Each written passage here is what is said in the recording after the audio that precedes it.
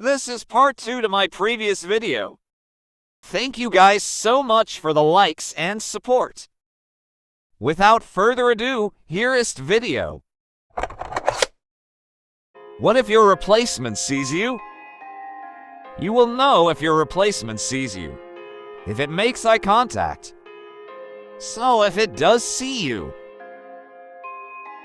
then enter your house and lock all doors and windows. Proceed to enter an empty room, like a bedroom. If your replacement enters your home, then wait for it to leave.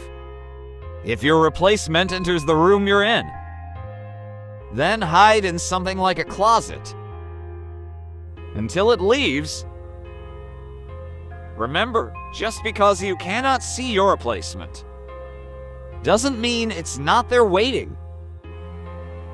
So call authorities or wait until you're sure it's gone to leave.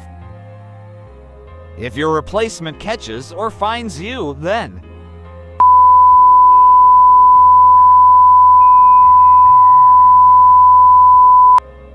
and that is how you can protect yourself and others.